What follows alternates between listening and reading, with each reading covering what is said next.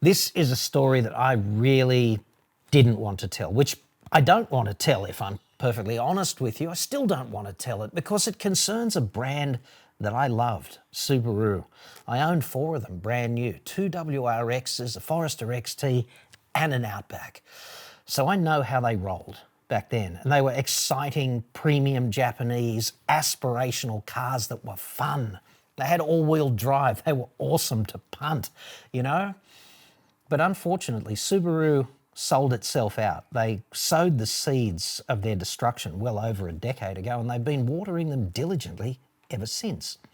And a few weeks ago, an owner reached out to me with a 2021 Outback problem, and his plight is emblematic of just how far this brand has fallen. And the fall is at every level, from the boardroom to the service department, with the showroom somewhere in the middle, you know? And it's impossible to deny anymore. And I've had these conversations with plenty of people, mechanics and other motoring journalists, who all go, yeah. And then they won't report it. I don't know why. But it certainly is worthy of reporting if you are thinking about buying one, because Subaru still markets itself in this way, in this exciting, fun, premium Japanese way. But in fact, in this case at least, and many others I have seen over the past few years, what's actually being delivered is less than the experience that you would find acceptable if you bought the cheapest, nastiest, new Chinese entrant in the market.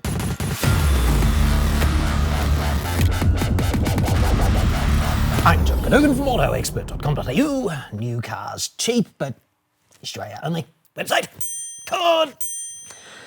With that out of the way, we're going to get to this problem from a dude named Ian Taylor in just a second. And there is some lengthy correspondence here. And frankly, today I haven't had time to do the whole teleprompter, carefully crafted script thingo, because my aging father has cancer and I have to do his logistic support today, and that's kind of important to me. And frankly, if you've been in this position, it's an endurance event, dude. So I've got limited time and we're just going to go for it. I also want to tell you that today's video is sponsored by my friends at Olight, who have their 18th birthday sale on at the moment.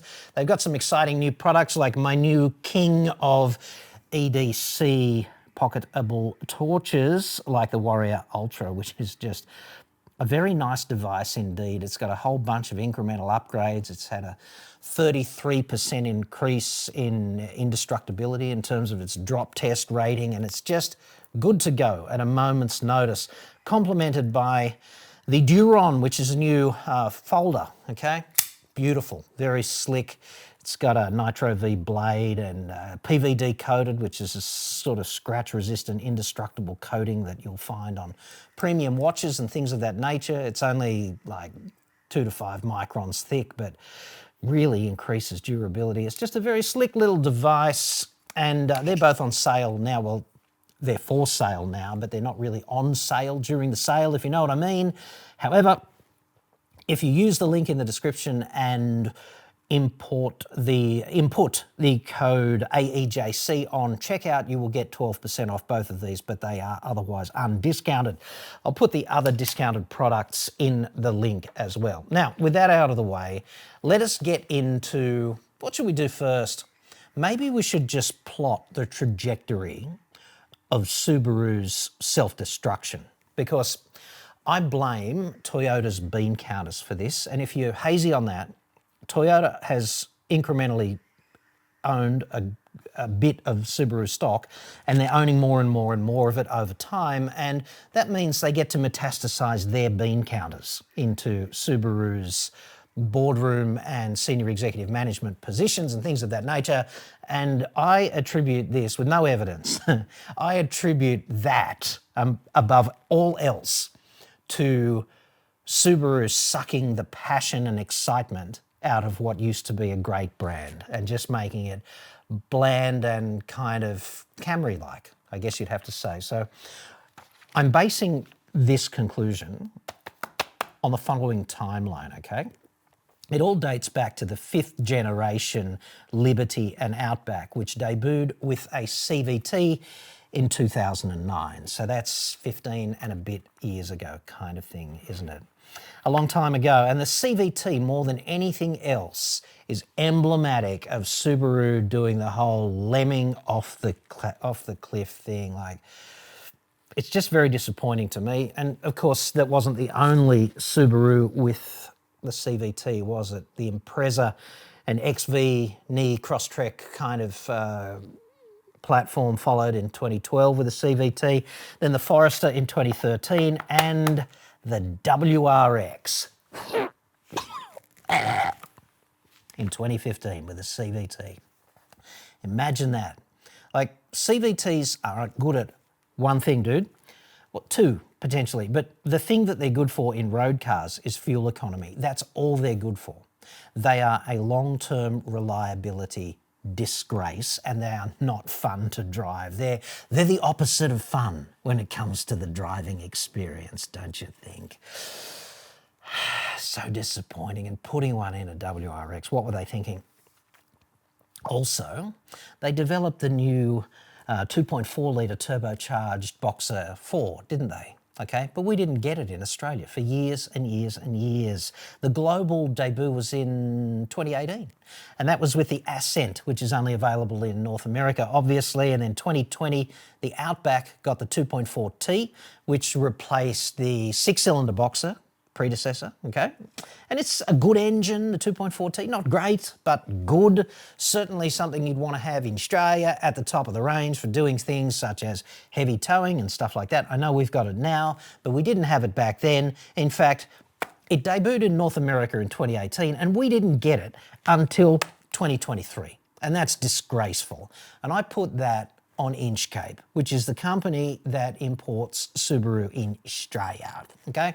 And they're run by bean counters too. I don't know that there's too many people in Inchcape who are passionate about cars, and therefore they wouldn't get the whole all-wheel drive WRX Excitement XT thing, would they? They just go, how much is that going to cost?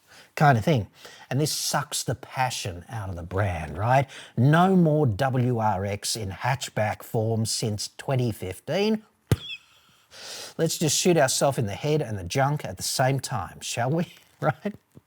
No more STIs after 2021. They sucked all the passion out and they replaced it with Chinese level, entry-level Chinese spec engineering and support, especially support, as we will see now. See, an dude named Ian Taylor reached out to me the other day, a few weeks ago now, and he goes, John, he doesn't sound like that, obviously, but I won't do that to him. He says, I have a 2021 Outback that's just had a new CVT fitted under warranty at 56,000 Ks. Now let us just pause there and ponder this, okay? This is a premium, allegedly, Japanese car maker with a 2021 model that had the transmission go poopy in its trousers at 56,000 Ks. These are average Ks for cars in Australia. If your car is 4 years old and it's got 56,000 Ks in it, you are bang on average. So the failure of a critical component such as a transmission is unfrickin' acceptable in a car of this age. It just is. That's a flat out disaster. So you would want apologies all round and high level support. I would want that because this is Subaru's flagship product. It's their big, lardy-assed SUV aimed at families, and it's not cheap, okay? And the transmission has taken a giant steaming dump in its DAX, allegedly. We'll get to that. You won't believe the twist at the end. Mr. Taylor goes on and says, I've been without the car for a month now whilst the problem was diagnosed. How does it take a month to diagnose a failed transmission? We'll get to that. I have had a Subaru Forester loan car and I give Subaru credit for that. However, I've just been informed by the dealer that the new transmission has been fitted, but I'm told there is no genuine Subaru branded CVT fluid available from spare parts. Well done on inventory control. Inchcape. They have inquired at other dealerships, but those that have some will not part with it, and presumably because they might need it and it's in short supply. It is apparently produced by Idemitsu for Subaru in Japan. As OEM, I find it very strange that Subaru supply a new transmission and yet there is no fluid to put in it. Yes, it's not only that, it's also pathologically incompetent and utterly galling that the support that you expect with an allegedly premium brand is not forthcoming. They will not entertain the idea of using another brand because they insist on OEM. Meanwhile, they just expect me to cool my heels and wait patiently for an unspecified time frame before I get my vehicle back. The dealer has informed me that they are trying to source it from eBay, all things, which I find interesting, if not a very strange way to secure it, if at all possible. Would you have any suggestions? Kind regards, Ian Taylor. Okay, so initially, I was a bit harsh on Mr. Taylor, I think, a bit dismissive. I kind of put it down to just being a bit of a shortage of something, and he's got a loan car, so what's the prob kind of thing. Why don't you just cool your heels and wait, dude, because at least they haven't given you any problems about actually fixing your problem under warranty. Suck it up, I might have said, in a moment of haste. They're not throwing you under the bus. And how wrong did I prove to be with my assessment of that? Pretty wrong, I'd have to say. Mr. Taylor got back to me. He's very polite. You know, I hate it when polite people go under the bus. He says, the problem is I'm the only person permitted to drive the car. Why? He's under that impression. In any case, the dealer might have given him that impression. My wife needs the car as well, and that inconveniences her life as we are both elderly and in an area with poor public transport. They originally wanted a $5,000 insurance excess. You cocks, $5,000 worth if you prang the car, or if someone prangs it and you can't identify them because it was parked at the shops at the time or something. $5,000. You bar steward dealers. That's the opposite of support, right? That is just you going under the bus because they're too cheap-assed to get decent insurance on their cars. And they're calling this like, oh, we're supporting you with a loan car. Like, piss off. They originally wanted a $5,000 excess, which they, after much haggling, reduced to $1,000. Oh, you generous cocks in the Subaru service department. Subaru Australia will not extend the warranty on the new transmission. Well done. Shows how much faith they have in it not failing again. Well, they are a shit idea. They're only good for fuel economy and potentially for racing. I forget which one of the Formula One teams it was. They developed a CVT for F1 and the governing body immediately banned it from deployment because obviously in extremis, the thing about CVTs is it would potentially allow the cars to deliver maximum power at every point on the racetrack. Like, what could possibly go wrong? You'd obviously have to replace the transmission after every outing because the wear rate would be through the roof, but potentially unbeatable for racing in that sort of context. But they're shit at everything else. They're particularly shit at long-term reliability, right? Which might be why they don't have very much fluid available, because it's in demand kind of thing. There is Subaru branded CVT fluid with Subaru's part number available online in several places in stock. Subaru insists it comes through their channels because it's a warranty claim. I don't get it. Neither do I. Fluid is fluid. The vehicle I have on loan isn't fitted in with a tow bar, so there goes our Easter holiday with our small camper. Had I known they required the vehicle for so long, I could have requested a loan car with a tow bar. This whole affair has been going on for 2 months and still with no delivery ETA. I did a bit of online research before I bought the vehicle and was of the belief that Subaru had sorted out their CVT problems around the 2019 model. Don't think so, dude. Not many medium-sized cars now on the market with reasonable towing capacity to choose from that aren't fitted with CVTs. My requirement was for a car that would occasionally tow a light camper, and Subaru seemed to fit the bill with 2,000 kilogram tow capacity, although my camper is way under that, even loaded. It appears that I made the wrong purchase, so I guess I will have to suck it up. Now, in the circumstances, I think Mr. Taylor gave it to me quite generously there. He didn't accuse me of being a cock for being a bit of a cock to him initially and saying suck it up. And when you think about it in context, elderly, living in a place with shit public transport, wife being constrained not to be allowed to drive the car kind of thing.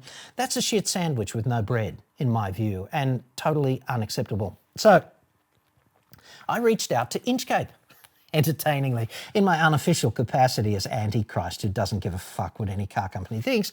And Mr. Taylor got back to me shortly after that the fluid was on the way, surprisingly. Go figure. Car companies hate it when the Antichrist reaches out. Inchcape would hate it with me saying, hey, I don't give a shit what you think. I'm about to report this. You look like dicks. Why can't you supply the fluid? I didn't put it in exactly those words, but reading in between the lines, that's exactly how I put it to them, you know? And I'm also extremely disappointed in them as a brand, and I rate really highly on my website for terms like, I don't know, Subaru Forester Review Australia. Type it in, see where Auto Expert is on the search results. So there's that. And I'm busily recommending Subarus all over town and have been for a couple of decades now. Subaru got back to me with, how can I put this? Personal opinion. A bullshit statement, an entirely bullshit statement that reads like a public relations intern drafted it. It really does. Like, here's what they say. Subaru Australia is committed to delivering high standards of customer care and ownership experience. Although that commitment doesn't amount to much in Mr. Taylor's case, does it? You know, just saying. And we sincerely apologise for the inconvenience caused to Mr. Taylor and his family. I wonder how many people in the Inchcape boardroom actually sat around and gave the sincerity of their apology, allegedly, to Mr. Taylor more than 2 seconds thought. Right? So these kinds of bullshit statements fail to resonate with ordinary people like us because they really have, seemingly, no underlying substance. Nobody sincerely regrets this situation that I can see, because certainly no one has intervened earlier to try and turn this frown upside down. No one got on the phone and said, dude, this car's been off the road for 8 weeks now. It's a freaking disaster. Please help us, kind of thing. That was not a conversation that occurred between the dealership and Subaru Australia, like, clearly, because no action got taken. So how deep is this contrition or apology? Like, it's wafer. It is thinner than the PVD coating on the big folder from Olight, I'd suggest. Come on. Subaru went on and said, we can confirm that the vehicle in question is covered under Subaru's 5-year new vehicle warranty, and also consumer law, you dicks, and that the necessary repair was approved by Subaru Australia on the 18th of March following a diagnosis.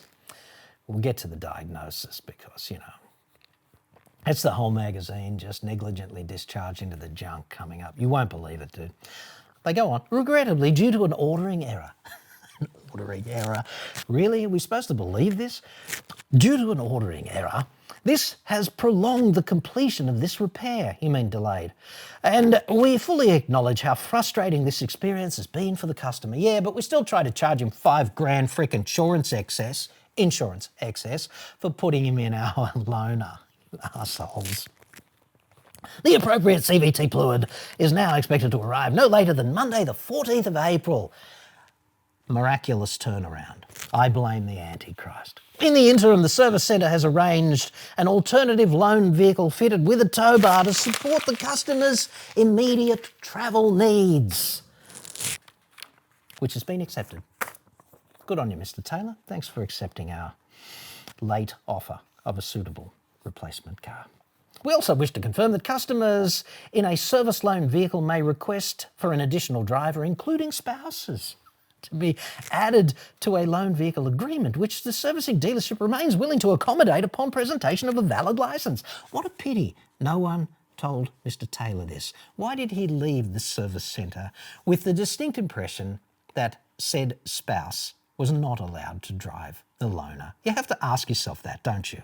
You can't just make up a PR statement and expect the facts to comply, right? It's the other way around. Pro tip. Subaru vehicles are engineered to meet the diverse needs of Australian families and adventurers alike, except in Mr. Taylor's case, where the transmission allegedly goes poopy in its trousers at 56,000 Ks. That's not an example of being engineered in the manner claimed. And we are confident in the quality and performance of our CVT transmissions, except in Mr. Taylor's case, because poopy in trow at 56,000 Ks and count them 4 years, really not acceptable, is it? I mean, there's no universe where that's acceptable. So this is just nonsense. It's like dead airspace with a host kind of thing, which are subject to CVT transmissions, which are subject to rigorous testing and quality control. Yeah, one can only imagine. Not built down to a price at all, not sealed for life, so that servicing costs can be reduced, and who cares if that means they poop the bed a little early kind of thing. Subaru Australia is committed to customer satisfaction, although not in Mr. Taylor's case, not in a tangible way, and ensuring our owners are supported wherever required, except in Mr. Taylor's case. So well done on the official statement. Like, Jesus Christ, on a stick, in a frickin' popsicle. Out with the bad hair, in with the good. Mr. Taylor's final message to me, there was a bit of play on the email there in which Mr. Taylor said, thanks for organising that transmission fluid, whatever, barbed wire enema you inserted into them must have worked, stuff of that nature, not in those words. But the final message, like, Jesus, it's 2 popsicles of Jesus this time. Hi, John. Sorry to be a nuisance again, but I would like your thoughts on whether I should start actions through the Consumer Affairs here in Victoria. No, you shouldn't, Ian, because Consumer Affairs will be fucking hopeless because they're a government department with no teeth and no nuts. If you want to take action under consumer law, you really have to do it with your own lawyer. And unfortunately, one of the deficits in our consumer law arrangements here is that parties typically bear their own costs unless the behaviour of the opposition is especially egregious. And Mr. Taylor goes on, you won't believe it.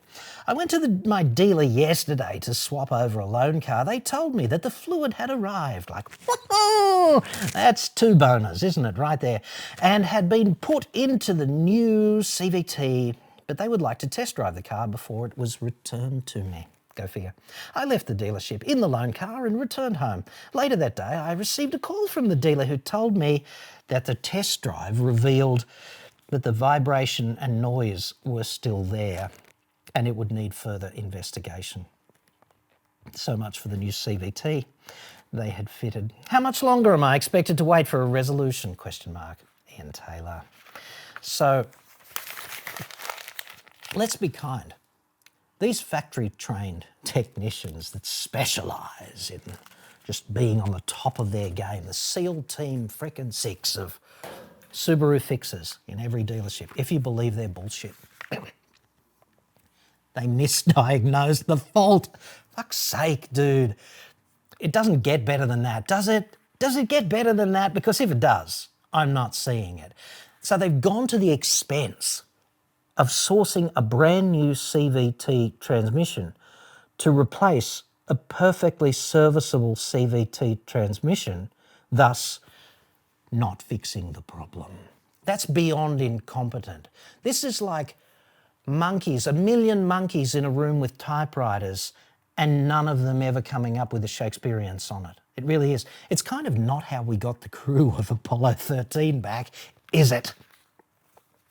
Now, if you're ever in this situation, A, you have to take action with the dealer that sold you the car because he's the retailer, right? That's kind of important. He has specific obligations, the retailer, under Australian consumer law. And to look at how this plays in real terms, right? There's a document that anyone can access from the ACCC. It's called Motor Vehicle Sales and Repairs, an Industry Guide to the Australian Consumer Law, okay? Just search that term, an Industry Guide to the Australian Consumer Law, ACCC, whatever. Now you're looking for page 16. And there's an example given. Example 1 on page 16 says, A 2-year-old vehicle suffered from a manufacturing defect that caused the engine and vehicle to seize. The dealer initially assessed the repair as taking a day or two, but despite the dealer's best attempts, the vehicle was unable to be repaired within 5 weeks. Mr. Taylor's has been off the road for 8, okay? This indicates that the fault was not one that could be fixed within a reasonable time. There was a major failure to comply with the consumer guarantees, therefore, and the consumer was entitled to reject the vehicle under the consumer guarantees. Now, it doesn't get clearer than that, does it? Mr. Taylor's vehicle has been off the road for 8 weeks or something at this point, maybe a little longer. I'm a bit hazy on the specific timeline of exactly when it went poopy, but certainly longer than the 5 weeks in this example. And rejecting the vehicle essentially means there's a failure of the consumer guarantees when it can't be repaired in a reasonable time frame, which the ACCC specifically says to the car industry is at least 5 weeks, right? So we're at like 8. And if the consumer guarantees fail in this way, it's a major failure. And the consumer is therefore entitled to a refund in full or a replacement vehicle. That's the law. It's got nothing to do with the frickin' warranty and everything to do with the law. So if I was Mr. Taylor, I would be knocking on the door of some decent local solicitor and going through the motions, just making sure that the solicitor put the form of the rejection in the right words on the paper so that there wasn't any problem down the track. Because certainly the dealership and Subaru Australia and Inchcape, they're all going to act like you're being an unreasonable tool and they're going to try and reject it. But pretty clearly the law is on the consumer's side here. I'm not a lawyer, but hey, show me how it doesn't fit, right? So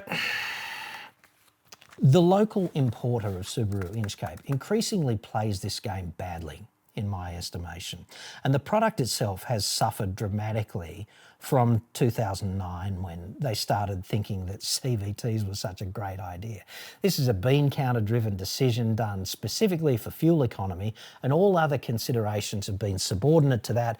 And the way Japanese car companies roll, they're tremendously hierarchical. So if some high up chump decides that CVTs are 2 thumbs up, nobody else is allowed to say, Toshi-san, do you think maybe that's going to just destroy the brand values that we've built up lovingly over the past 2 decades or something? No, it doesn't happen.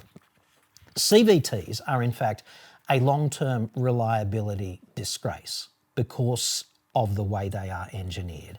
It's because they've got a steel belt on expanding, contracting steel V-pulleys, and the only thing transmitting the drive from the driving bit to the driven bit, is shear in the fluid, okay? And these shear forces in the fluid are extreme, especially when you do something like towing, even within the specifications, or if you just drive a bit aggressively, if you overtake a lot or whatever.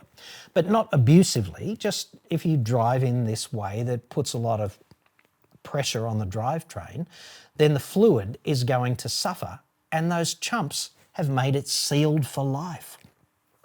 Meaning, like, sealed for the warranty or sealed for a design life of, I don't know, 100,000 Ks or something of this nature. It's still a shit sandwich for you if you're the owner, right?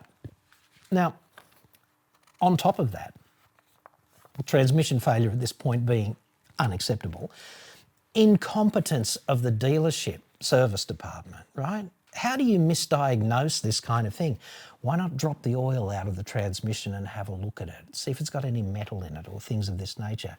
Why not have a look at the differentials and also the transfer case kind of thing? You know, just see where the metal is in the driveline components before just slaughtering the goat and looking at its freaking entrails and saying, ah, yes, the entrails are telling us it's the CVT. Let's do that. Hope for the best.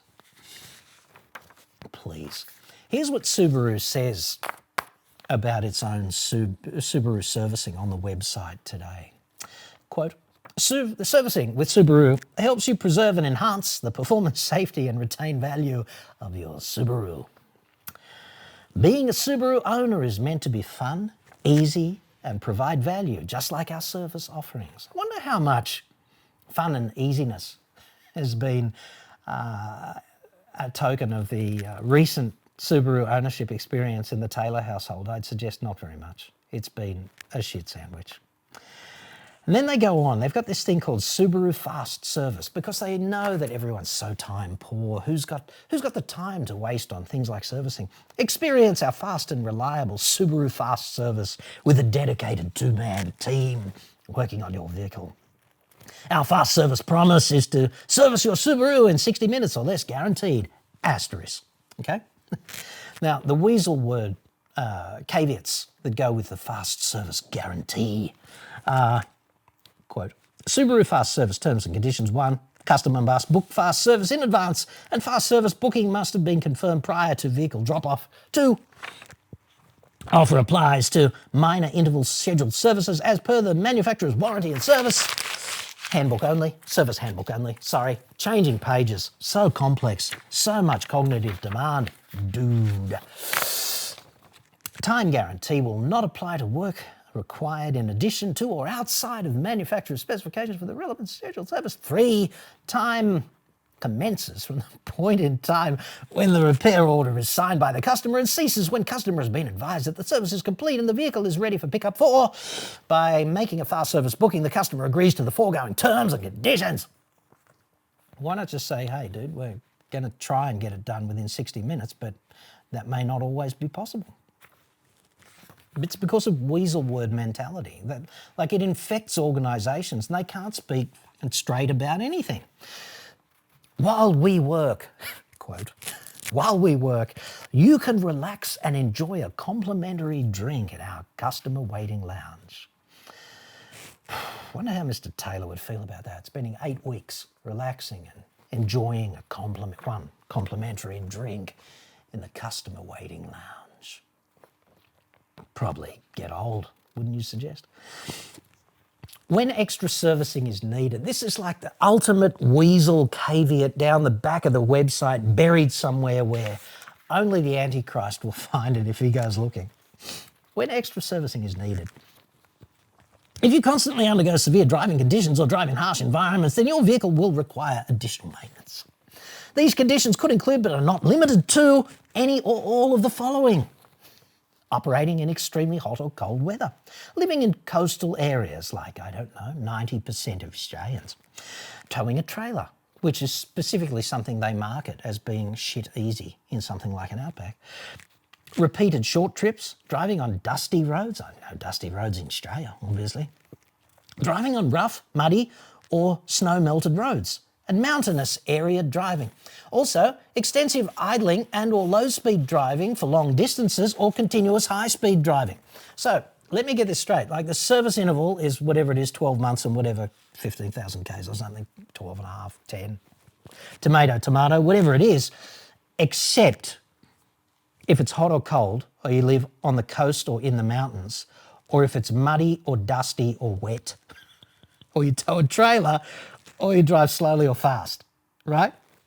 Except for that. All good, dude. So, Mr. Taylor's car has been off the road for, 8 or 9 weeks now. It's unlikely to be back anytime soon because they're yet to figure out exactly what the fucking problem is. And the stage we're at now is that SEAL team incompetence is on it. So that should be, infinitely reassuring by now. Well done. Well done, service apparatus from the boardroom to the service department. How would I write that? If I was going to do that in a website and just encapsulate all of that. Repair time frame is at best approximate. Customers may not live in service reception having a complimentary drink while awaiting repairs. Only first coffee is free. Terms and conditions may apply. May not constitute an actual repair. The term guarantee should not be construed as a commitment on the part of Subaru or its dealers, factory towing technicians or marketing management flunkies actually to give a shit about fixing your car or diagnosing it correctly. Kind of thing. Mr. Taylor appears to me to be perfectly within his rights to reject that vehicle and demand a refund in full. Consumer Affairs is not going to help. They're a toothless tiger. You need your own lawyer. You need to get this right. The form of your rejection has to be compliant, right? And you have to make it to the right entity, which would be the retailing dealer. And a few $100 spent with your solicitor would pay itself back tenfold if it prevents you from fucking that up, okay? But he does need to formally reject it. And the reason I'm bringing this to your attention, right, is just to, with so many Chinese brands coming to Australia right now, brand new Chinese brands, and they want you to think they're the best, okay? And the establishment, like premium Japanese car manufacturers, have already been given one barbed wire enema from South Korea, which now sells well over 150,000 vehicles, I'd have to say, historically every year in Australia. And that's 150,000 out of 1.1 million that are not being sold any longer by the Japanese. And now we're seeing this influx of Chinese brands hell-bent on doing to South Korea and Japan exactly what South Korea did to Japan, okay? The only card that the Japanese have to play, they're sold at a huge premium to the Chinese new entrants. The only card they've got left to play is, but we're a premium brand. So what does that actually mean? A premium has to be tangible. It can't just be an idea. It can't be some marketing horse shit that purports to being premium. Like, it has to actually be a thing.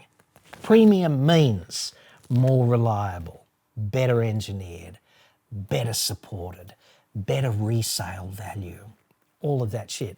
It has to mean that. But in Subaru's case, in Mr. Taylor's case, it doesn't mean that. It means the opposite of that.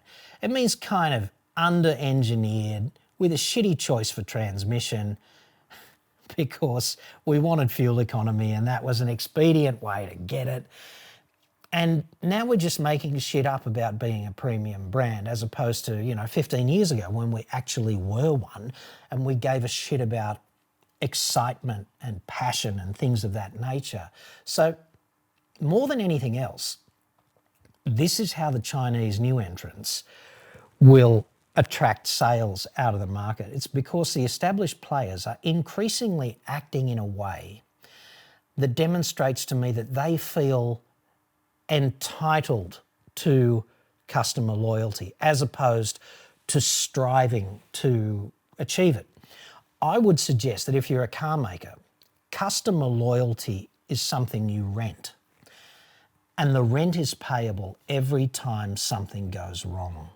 And in this case, Inchcape, Subaru Australia has failed on many levels to pay the rent.